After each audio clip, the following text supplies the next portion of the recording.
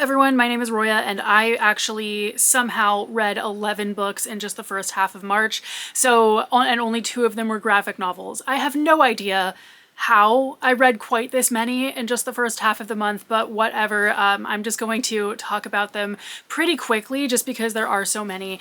So firstly, we have By Blood, by Salt. This is a really well done fantasy book in terms of the kind of world building and the political intrigue. The story just has a really good grasp on what the world looks like, what the rules of the world are, but I wanted more character depth out of this. The Nature Fix, this is a nonfiction book about the importance of going out in nature and how that actually impacts us in a positive way. And it's nature specifically, not just stepping outside, not just stepping away from your work or something, but actually if you go out in nature specifically, you actually do have better concentration, less depression, all of that. And so it talks a lot about different parts of the world and how they achieve this. So like in Finland, of course, to nobody's surprise, that has kind of the most access to nature.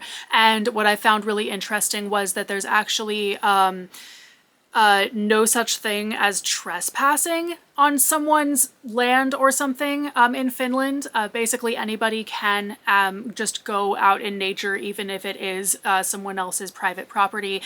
There's just an understanding between everybody in the whole country that it's okay to do that. And I find that really interesting because here in the US we tend to think that someone has nefarious intent if they're trespassing on your property, something like that. But apparently Finland is not like that at all, which doesn't surprise me at all. And then it also talks about like in South Korea, kids don't play outside during school or anything, or after school. They still have to go to more school, so they don't get to like go to the park after school. They don't have recess, nothing like that. And so there are more depressed people in Korea. So I thought that all of that was really interesting. It talks about a lot more than just those 2 countries. It talks about a lot of places all over the world and a lot of things that have been shown. And it definitely also really made me think about how terrified I am of sunblock and how that actually made me not want to go outside, and how I am a very, very indoor person because of that. And I am actually kind of mad at my mother for not listening to me about my fear of sunblock, because I stopped going outside as a kid because I could not go outside without sunblock but I was too afraid to put it on, and I still am. I'm an adult who cannot be told to wear sunblock, so I just don't. I don't go outside because to me, outside does not equal fun, because I couldn't have fun if I was wearing sunblock. So it definitely, this book, even though it didn't have to do with that, it hit me on a personal level, just what I've been missing. And it definitely does make me want to put forth the effort to go out in nature more. The Spearman, this is a science fiction book about a woman who is on her honeymoon, and they're on a cruise ship to Mars, and her husband gets framed for the murder of a random person on board, and it seems like someone's trying to pin that on him. And so I thought that this was a really good book in that the main character has PTSD, and and she has a service dog, and there was a lot of stuff with the technology of this world that was really well thought out. For example, the main character and her lawyer, when they're talking on the phone, you know, she's in space, her lawyer is on Earth, so and there's a 2-minute delay in their phone conversation, so like she'll be answering like questions that she asked 2 minutes prior in the conversation and stuff like that. So the whole dialogue is done really well in that it actually goes like one person is 2 minutes behind the other person in the dialogue. So I thought that was just there was stuff like that in this that was really cleverly done as far as the grasp on what this world has in it. But ultimately, I still thought that the mystery could have been done so much better, because ultimately it did not have any actual connection to our main characters. It could have been exactly the same thing happening if they were not on board.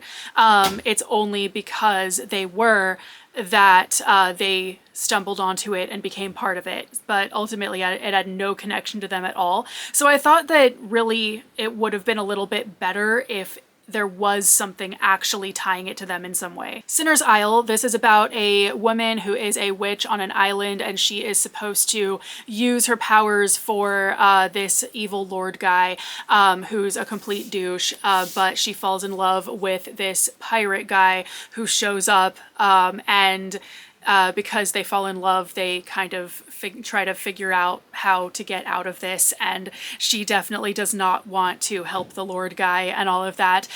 So I thought that this was really good. I thought that it definitely made a lot of really good commentary on the way that like the people, you know, the evil Lord guy is just kind of going, like he's running off of and we'll just get richer. Like, he blatantly is promising, like, the fancy people that, oh, we're just gonna get richer while they get poorer and blah, blah, blah. And, like, they're all like, yay, and all of that. And so it just really made me think of, you know, the worlds that we live in and all of that.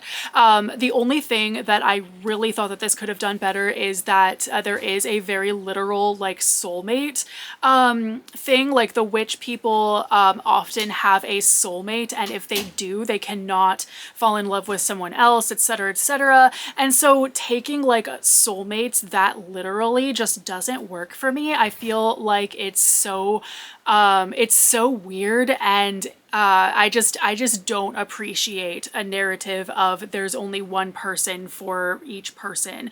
That's just not how the world actually works. You don't love someone because they're the only one. You love them because they're them, and all of that. Like, it just, you know, having a literal soulmate story angle here just was super weird and felt a little bit icky to me. Hunger Makes Me a Modern Girl by Carrie Brownstein. This is the memoir of Carrie Brownstein of Sleater-Kinney during her time in the band, and basically what kind of led up to it, and then what ended up ending the band and all of that. And that is just such a fascinating story because first of all, I do like Sleater-Kinney. They are a band that I listen to, and secondly, you know, the whole time period that they came about in is so much before my time. Even though it's not that much before my time, it also really, really was. It was a whole different era of music than my experience, and it was also just really interesting how relevant I actually found it. Like, for example, she ends up ending the band because she has shingles while on tour, and she's having to avoid one of her bandmates because she's contagious to her, because she had not had chickenpox, and so shingles is contagious to anyone who has not had chickenpox, and so she has a total breakdown right before going on stage, and I kind of thought, you know what? I've been there. I've done that. Like, it's not fun. In a lot of ways, being in a band is way too hard, and you have to ask yourself if it's even worth doing, because what goes into it is just too much. It's too much sacrifice of just all the wrong things. But yeah, so I found this to be very relatable and very interesting and all of that. And I think I learned a lot about the band that I didn't know too. The Lost Apothecary, this is about a woman who goes to England when it was supposed to be her anniversary trip, but she caught her husband cheating, and then he was lying about it even though she had clear proof, and that just made her even more mad. Obviously, he's just gaslighting her at that point. So she goes to England by herself. She ends up finding out about this apothecary that existed hundreds of years ago, that she's trying to figure out what happened with that. And then her husband like shows up on the vacation, and then she doesn't know what to do about that. And there's just a whole lot of him basically assuming that they're just going through a rough patch that they'll get over, whereas she's like done. She's pretty sure that a divorce is gonna happen here. But he's acting like, oh, like, you know, we're just gonna do this and blah, blah, blah. Like, and you just can't help but hate the guy. It's just horrible. But anyway, so I actually really liked this book. It's not my usual at all. And I did feel like the part about, you know, everything that she's doing to research this apothecary is not as interesting somehow the whole thing with her impending divorce is what was more interesting to me. I kind of thought, like, what is wrong with this guy? Like, how is he just like still gaslighting her at this point? And Mouse Volumes 1 and 2, these are graphic novels about the authors asking his dad about his surviving the Holocaust. And it is a really gut-wrenching, really sad story, obviously, because that stuff is just no joke.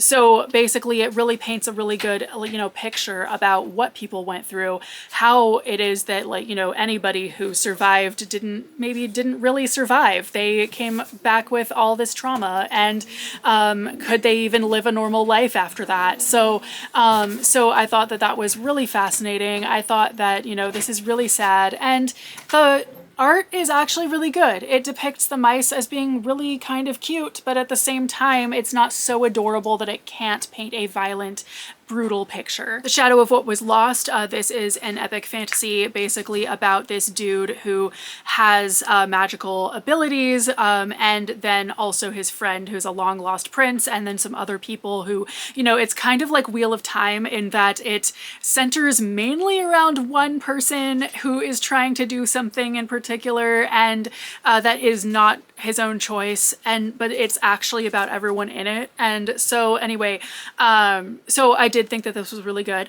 The Bewitching, this is about a grad student in the 1990s, something like that, and an author she's researching, and her grandma in flashback as well. So all three of these perspectives have the same creepy stuff going on in different time periods, and they all tie together. I did feel like I liked this story, but I also don't think it was my favorite of hers at all. She's written some books that I loved, but this was not one of them. I felt like the time periods really didn't have as much to do with each other as I would have wanted. I felt like by having all three of them in the story, details were missing from all of them. I thought that any one of them could have been a more complete story if it was just the one and had more detail. Whereas having all three stories in the same book, we'll lose some of the detail of each one. Additionally, so one of the characters has a cat who she like feeds. It's not really like her cat, but it's like a community cat who she's the main caregiver of. And there is a part where the cat turns up murdered, and she's more like, she's upset by it, but not for the cat's sake. She's kind of like, that's so creepy, who's after me, blah blah blah. And like at no point is she like sad about the cat. She's afraid because obviously that's a very bad omen. So firstly, I don't take kindly to there being animal cruelty in a book. I really don't. I would rather have not read this book if I had known that this was in there. And then secondly, just the lack of actual empathy for the cat. Like, that's a living being that died, and somehow that's not the concern. Like, I just can't relate. I don't get it. Finally, Even the Good Girls Will Cry by Melissa Aufdermauer. So this is also a musician memoir. This actually comes out tomorrow. So if you're not familiar, Melissa Aufdermauer is the bass player of Hole and Smashing Pumpkins at one point. And basically, this memoir is about kind of her growing up and discovering music and joining Hole and being in this very dysfunctional band for probably 5 years. So what I find really fascinating about her is that she is not someone who was ever like trying to be famous. She just wanted to play music. So she has virtually no ego in this. Like, she's very down to earth, and like being in the band was just not about her. It was about like her wanting to play music and wanting to like go on tour and do stuff. She never like set out to be famous, but she ends up in someone famous's band, and it just spirals out of control from there. All kinds of crazy stuff happens that is so relatable. And also she went to photography school and she's a photographer. And so the entire time she's also balancing trying to do photography. And so I found that really relatable too, as someone who has done music and visual arts for a really long time at the same time. But anyway, I really enjoyed this. I thought that the first part, where it's basically just about her growing up, was really draggy. I felt like that part could have been condensed a little bit better, because it didn't start getting really, really good until it starts talking about her time in Hull. Because up till that point, it's kind of just about like stuff that has nothing to do with music or how she got into it or anything like that. And so I don't feel like we necessarily needed as much of that as we got. So those are the books that I read in the first half of March. Let me know if you've read any of these and have any thoughts on them, and I will see you very soon with a new video. Bye!